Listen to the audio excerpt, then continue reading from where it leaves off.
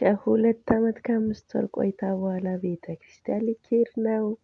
ቤተሰብ ሰብስክራይብ በማድረግ ጀምሩ። እንግዲህ ዛሬ ቆይታችንን እናስቃኛቸዋለን። እንዴት አደራችሁ ብለናል። እንግዲህ ቤታችንን እንድትናፈስ መስኮታችን ከፍተን እንግዲህ አልጋችንን አስተካክለን ጨርሰናል። እንግዲህ ቤታችንን እያጸዳናት ነው። እንግዲህ ዛሬ ቤተክርስቲያን ልንሄድ ነው። ጥምቀት ነው። ተመስገን ይህንንም ቀን በመድረሴ ቀን በማየቴ ደስ ብሎኛል። እናንተም ያላችሁበት ቦታ ጽኑ። ማድረግ ያልቻላችሁትን ነገር ነገ ማድረግ ትችላላችሁ። ምክንያቱም ነገ ሌላ ቀን ነው። ዛሬ ያለንበት ነገ የምንኖርበት አይደለም። ነገ አዲስ ቀን ነው።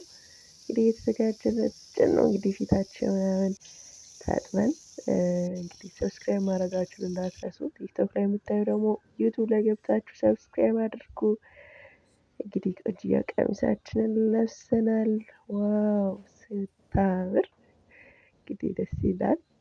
ስለዚህ በርቱ ማለት እፈልጋለሁ። ከበረታን ተስፈኞች ከሆነን አልፎ እናያለን እና ተመስገን ነው።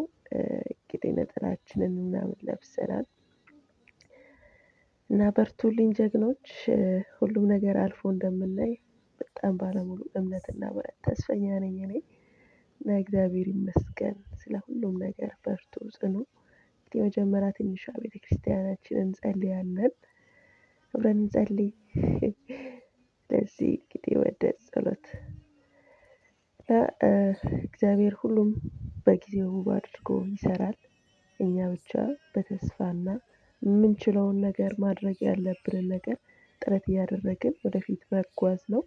ነገ ደግሞ የፈለግነው ነገር ሆኖ ማየታችን የማይቀር ነው። አንድ እግር ከተራመደ ከፈለገበት መድረሱ አይቀርምና በርታ እላለሁ። እንደዚህ እንግዲህ አምሮብን ጉዞ ወደ ቤተክርስቲያን ከሁለት አመት ከአምስት ወር ቆይታ በኋላ ወደ ቤተክርስቲያን እንግዲህ ቤታችንን ቻው ብለን ተሰናብተናት የወጣን ነው። ቻው ደህና ሁኑ ቤተሰብ።